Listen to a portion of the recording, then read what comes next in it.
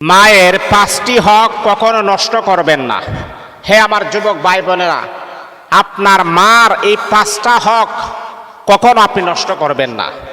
যেই মা আপনাকে জন্ম দিতে গিয়ে কি পরিমাণ কষ্টর ত্যাগ স্বীকার করেছেন, ওই মার হক যদি আপনি নষ্ট করেন, দুনিয়া তো আপনি পানিশমেন্ট পাবেন, পরকালে আপনার জীবনটা অন্ধকার হয়ে যাবে। কারণ একটা কথা মনে রাখবেন, একটা মানুষ 45% ব্যথা বেদনা যন্ত্রণা সহ্য করতে পারে, ব্যথা বেদনা সে সহ্য করতে পারে, কিন্তু আপনি যখন জন্মগ্রহণ করবেন তখন আপনার মা 57% ব্যথা বেদনা সহ্য করে আপনাকে পৃথিবীর আলো বাতাস দেখিয়েছেন, আপনাকে এই পৃথিবীর সৌন্দর্য দেখিয়েছেন। এত ব্যথা বেদনা অনেক সময় আছে যে যখন মহিলাদের গর্ভধারণের ব্যথা যখন হয়, বাচ্চা প্রসবের ব্যথা যখন হয়, অনেক মা আছে দুনিয়া থেকে বিদায় হয়ে যায়, সন্তান ঠিকই পৃথিবীতে আসে। অথবা আপনি দেখবেন যে ডাক্তার বলে দিয়েছেন যে মা আপনার বাচ্চা তো ক্রিটিক্যাল অবস্থায় আছে, তখন মা বলে কি রকম ক্রিটিক্যাল অবস্থা?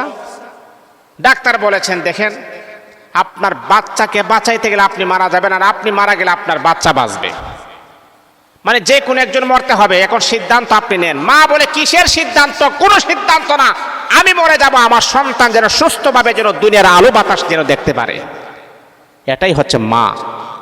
এই জন্যে মায়ের 5টি হক কখনো আপনি নষ্ট করবেন না।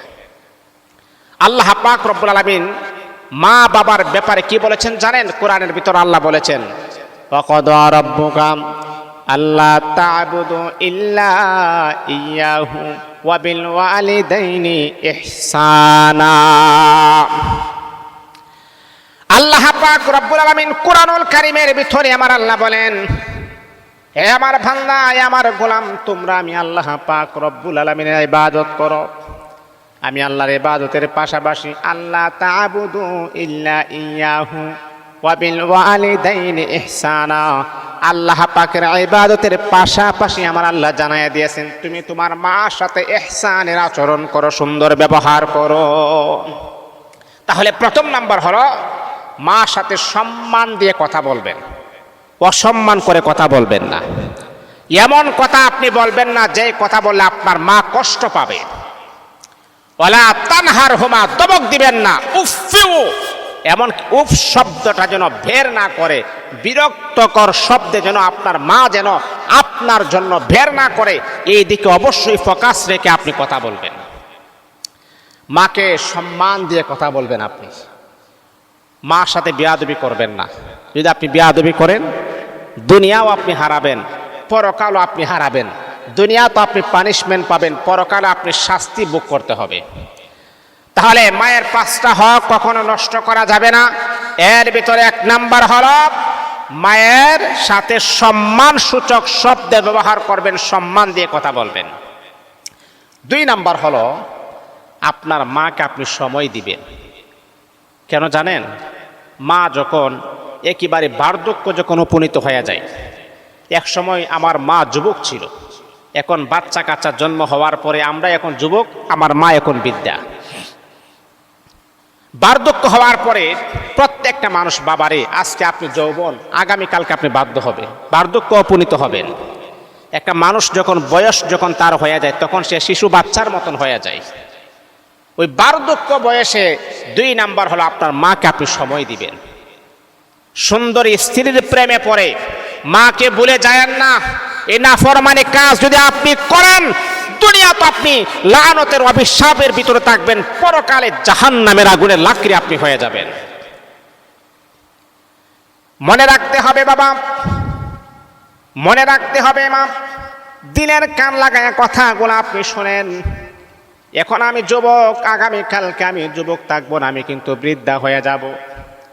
আপনার সন্তান, যেই সন্তানকে মা এত কষ্ট করে লালন পালন করেছেন, এত কষ্ট করে পৃথিবীর আলো বাতাস দেখিয়েছেন, আহারে সন্তান পেটের ভিতরে থাকা অবস্থায় এক যন্ত্রণা, যখনই সন্তান পেটের ভিতর থেকে যখন বের হয়ে আসছে আরেক যন্ত্রণা যখন শুরু হয়ে যায়, ওই সন্তান যখন বড় হওয়ার পরে মা যখন বৃদ্ধা হয়ে যায়, মার কোনো খোঁজ খবর না নিলে মার যে কী পরিমাণ কষ্ট হয় এটা দুনিয়ার মানুষকে বলতে পারে না। এই বার্ধক্য বয়সে মাকে সময় দিবেন, স্ত্রীকে সময় তো দেনই, ছেলেকে সময় দেন, বন্ধু বান্ধবকে সময় দেন। আরে আপনার মাকে আপনি একটু সময় দেন না, মা খুশি হয়ে যাবে, আপনার জন্য দোয়া করলে আপনার জীবনটাই পরিবর্তন হয়ে যাবে। তাহলে 2 নাম্বার হলো মাকে সময় আপনি দিবেন।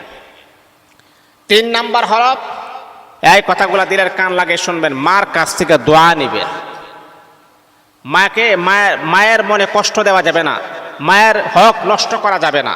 এই জন্যে 3 নাম্বার কি, মার কাছ থেকে আপনি দোয়া নিবেন। মার কাছ থেকে দোয়া নিলে দোয়াটা কবুল হয়ে যায়, আপনার জীবনটা ফিট হয়ে যাবে, আপনার জীবনের বাতি ঘুরে যাবে। দেখেন মার দোয়ায় অনেকে অনেক বড় হয়েছেন, অনেকে অনেক স্বাবলম্বী হয়েছেন, মার বদদোয়ায় অনেকে ধ্বংস হয়ে গেছে। 4 নাম্বার হলো মার সেবা করবেন আপনি। আপনার স্ত্রী করুক আর না করুক, আপনি আপনার মার সেবা করবেন। আপনার স্ত্রী অন্যের মেয়ে, সে সেবা করলেও পারে না করলেও পারে, কিন্তু আপনি সন্তান হিসাবে আপনি আপনার মার সেবা আপনি করবেন। আপনার মার সেবা করতে গিয়ে কখনো বখিলাতে আপনি করবেন। মার সেবা করবেন না, কার সেবা করবেন আপনি বলেন তো? আরে মা আছে বিদায় তো আপনি সেবা করবেন, মা না থাকলে আপনি বুঝতে পারবেন আরে মা যে কত বড় নিয়ামত, মা যে কত বড় সম্পদ। ওই সময় আফসোস করলে আর কোনো কাজ হবে না। কখনো মাকে অবহেলা করবেন না। যখনই মার বয়স যখন হয়ে যাবে তখন মার অবহেলা আপনি করবেন না। তখন মা কাউকে বলতেও পারে না, সহ্য করতে পারে না, তিলে তিলে ওই মাটা মন থেকে কান্না শুরু করে আর বলে, সন্তান রে, তোর জন্য আমি কত কিছুই না করলাম, তোর জন্য আমি কত কিছুই না করলাম, এখন তুমি আমাকে দেখতে পারো না, কিন্তু কাহারো কাছে আমি বলতে পারি না। তুমি বৌমা পেয়ে, তুমি তোমার স্ত্রী পেয়ে কতই না খুশি, বাবারে বাবারে বাবারে, কিন্তু আমি মা, আমারও স্বামী ছিল, কিন্তু তারপরে তোমার নুরানি সুন্দর চেহারাটা দেখার জন্য আমি মা কত পাগল ছিলাম। এই জন্য যখন বয়স যখন হয়ে যাবে রে বাবা, তখন কিন্তু আপনি আপনার মাকে কখনো অবহেলা করবেন না, অবহেলার দৃষ্টিতে কখনো আপনি আপনার মাকে দেখবেন না। এটা হলো 4 নাম্বার। 5 নাম্বার হলো আপনাকে মা যদি আপনাকে ঠকায়, মা যদি আপনাকে কষ্ট দেয়, তারপর আপনি সবুর করবেন, ধৈর্য ধারণ করবেন। আমার আল্লাহ জানায়া দিয়েছেন, ইন্নাল্লাহা মা'আস সাবিরিন, যারা সবুর করবে তাদের সাথে আমার আল্লাহ আছেন। আপনার মা যেহেতু আপনাকে কষ্ট দিয়েছেন, কখনো পাল্টে আপনি আপনার মাকে কষ্ট দিবেন না। অনেকে বলে, হুজুর আমার বাবা তো আমাকে সম্পত্তিকে বঞ্চিত করেছেন, আমার মাও আমাকে সম্পত্তিকে বঞ্চিত করেছেন, এখন কি আমি তাদের খেদমত করতে পারবো? বাবারে আপনি কোরআনটা রিচার্জ করে দেখেন, হাদিস নিয়ে গবেষণা করে দেখেন। আল্লাহ নবী বলেছেন, ওয়াসাহিবুহুমা ফিদ দুনিয়া মা'রুফা। আল্লাহ পাক কোরআনে জানায় দিয়েছেন, তোমার মা যদি কাফের হয়, তোমার মা যদি অমুসলিম হয়, তারপরে তুমি তার হক আদায় করো, তার সাথে সুন্দর ব্যবহার করো। তোমার সাথে যদি সে যদি হকের কথাও না বলে, তোমার মা যদি তোমার সাথে বেইনসাফি করে, তারপর তুমি তার সাথে সুন্দর ব্যবহার করো, কারণ সে হলো তোমার মা, সে হলো তোমার বাবা, সে হলো তোমার মা, এর চাই তার বড় কোনো কিছুই হতে পারে না।